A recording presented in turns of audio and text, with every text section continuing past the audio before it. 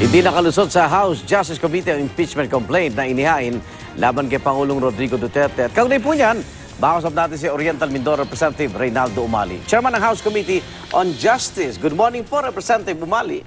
Hi, good morning, Igan. Good morning to all our televiewers. Opo. Nung opening statement niyo, binanggit niyo yung mga naunang impeachment complaint na idineklarang sufficient in substance yung kay dating Pangulong Estrada, nabanggit niyo rin yung dating Supreme Court Chief Justice Renato Corona. Ano po yung kaibahan nung mga yon sa impeachment complaint laban po kay Pangulong Duterte? Yung kay Pangulong Estrada, actually wala pa ako noon. Ano? Yun ay pinirmahan yun ng, kung hindi ako nagkakamali, parang 77 congressmen. Kanya dumiretso yun sa, habang nag-hearing, ay biglang nakakalap sila ng 77 signatures, kanya yun ay dumiretso na sa Speaker. Senado. Senado. Senado na yun. Yung kay Corona, Chief Justice Corona, ganun din yun. 188 congressmen signed the impeachment complaint. Kanya yun ay dumiretso sa Senado, hindi yun dumaan sa Committee on Justice. So, yun ang kakaibahan nito. Ito, para kami nagpre-preliminary investigation dito. We can liken this to a PI sa executive, na yung Committee on Justice acts as the prosecutor investigating the case.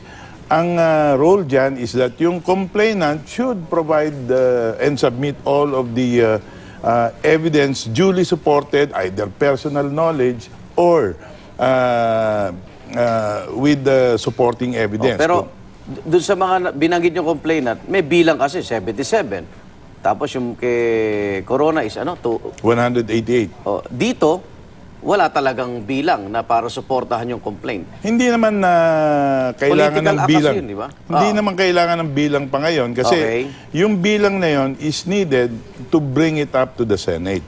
Pero ito, kanya nga dahil walang... Committee level pa lang. Committee level pa lang, didinggin namin para makabuo kami ng articles of impeachment. Pero hindi po tayo dumating doon dahil nga doon pa lang sa form ay lumabas na yung verification is defective.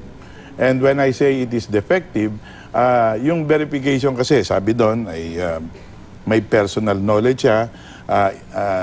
Inamin naman ni Congressman Alejano na wala siyang personal knowledge sa lahat ng mga allegations, except that meron siya based on yung reading niya of authentic documents. Yung documents na sinubmit sa amin, hindi rin authenticated. Wala ring certification. So tama ba yung sabi ng iba na parang nagmukhang hearsay yung complaint ni... Tama yun. Ni Congressman Alejano. Hearsay talaga yun. Kasi kahit naman may affidavit yun, hearsay pa rin yun unless testified to by the affiant himself. Pero in this particular case kasi siya yung complainant. Alam mo sa procedure ng yung pinablish na rules on impeachment, there are 3 modes. One is one directly filed by a member himself. Yun yung mode na pinili ni Congressman Alejano. There is another mode.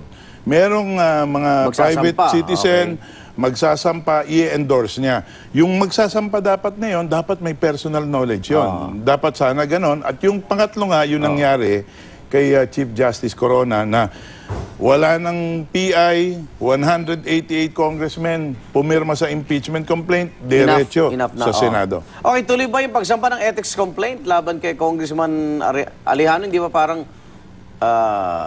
dahil nga ang kinakalaban niya dito, Pangulo hinaharas na siya ng mga kaalyado sa Kamara, hindi ba ganon? Hindi naman, pinaalalahanan lang siya ni Majority Leader na you can be liable for one, perjury, dahil sabi mo, personal, hindi naman pala. Sabi mo, authenticated yan, hindi naman pala. Second, yun ay parang warning lang na pwede siyang maging ethics case also. Pipigilan niyo ba siya o ano may papayo niyo? Kasi ang next move ni Congressman Alejano, iakyat na ito sa international court, criminal court. yung reklamo niyang ito kay Pangulong Duterte? Alam mo, sa amin, we respect each other's position, and if that is his position, we respect that. Okay, maraming salamat. Oriental Mindoro Representative Reynaldo Mali, Chairman po ng House Committee on Justice.